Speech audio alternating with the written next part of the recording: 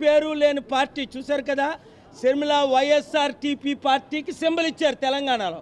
ఆవిడ పోటీ చేయలేదు, పార్టీ విలీనమే చేసేసింది. అలాంటిది మేము ప్రజాశాంతి పార్టీ తరపున పోటీ చేస్తున్నాం.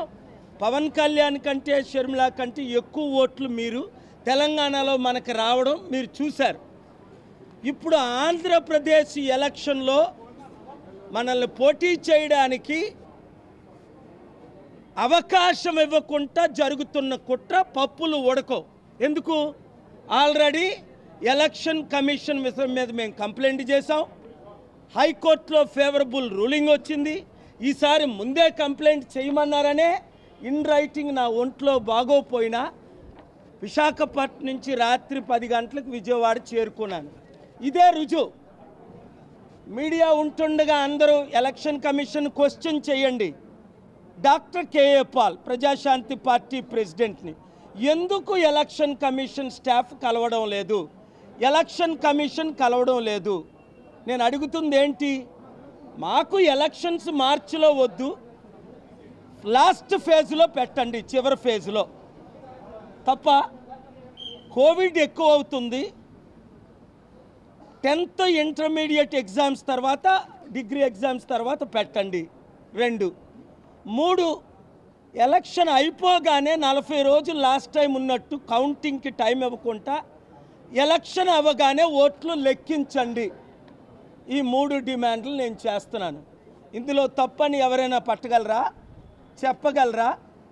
చూసుకోండి, 2 కులాలే నడుపుతాయట మనల్ని. అందుకనే పవన్ కళ్యాణ్ చంద్రబాబు నాయుడుతో ఉంటే పర్వాలేదు, welcome. Chief election commission welcome. అంటే వాళ్ళు ఏం చెప్తే అదే జరుగుతుంది అన్నమాట. ఇది 2 కులాలైనా నడిపేది మనల్ని, 2 కుటుంబాలైనా మనల్ని నడిపేది. అర్థం చేసుకోండి.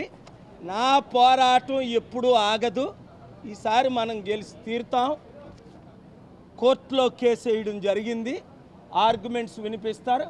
ఇప్పుడే ఈ హోటల్లోనే నేను ధర్నా ఆరంభిస్తాను. ఎలక్షన్ కమిషన్ కలిసినంత వరకు నేను హోటల్ను విడిచిపెట్టాను. నాకు రూమ్ ఉంది.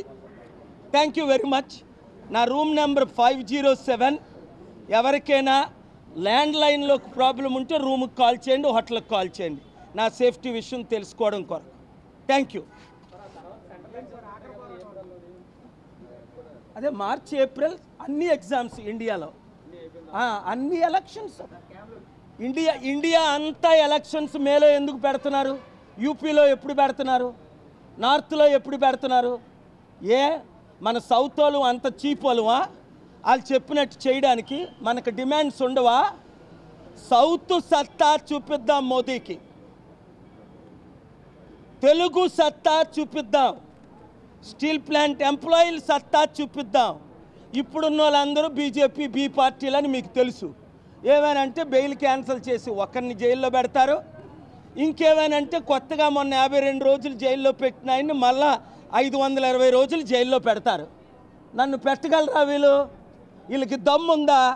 మోదీకి కానీ అదానీకి కానీ ఈ ముఖ్యమంత్రులకి సత్తా ఉందా వాళ్ళు ప్రశ్నించడానికి?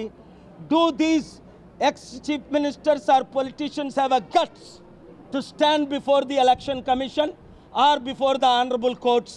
They have no guts because they are born in crime, they are living in crime, they are dying in sin. The wages of sin is death. I will fight for my country. 12 లక్షల కోట్లు అప్పు ఆంధ్రప్రదేశ్ ఎవరు తీర్చుతాడు?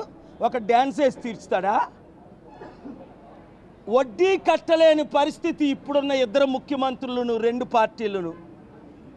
ఆదాయం 1,50,000 కోట్లయితే ఖర్చు 3 లక్షల కోట్లు. మీకు ఎలా శాలరీలు ఇస్తారు? అంగన్వాడీ 1,04,000 మంది ప్రాణాలు పోగొట్టుకొని వారేమో అమరణ నిరాహార దీక్ష కొందరు చేస్తుంటే వాళ్ళ మీద దాడులా? ఎవరు అడుగుతారు వీళ్ళ కొరకు? రైతుల కొరకు ఎవరు నిలబడతారు? నిరుద్యోగుల కొరకు ఎవరు నిలబడతారు? జాబు రావాలంటే బాబు రావాలి. మొన్నదాకా నువ్వే కదా ముఖ్యమంత్రివి, ఎక్కడ తెచ్చావు జాబులు? 60 లక్షల మంది ఆంధ్రులు, 40 లక్షల మంది తెలంగాణ నిరుద్యోగులకి ఎందుకు జాబులు తేలేకపోయావు? సంవత్సరానికి 10,000 కూడా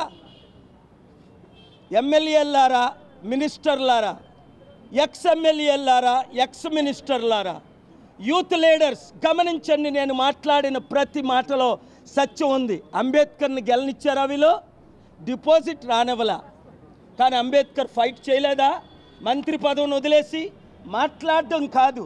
అంబేద్కర్ అనుచరులందరూ ప్రజాస్వామ్యం కొరకు పోరాడుదాం, నేను ముందుండి నడిపిస్తాను. Thank you very much.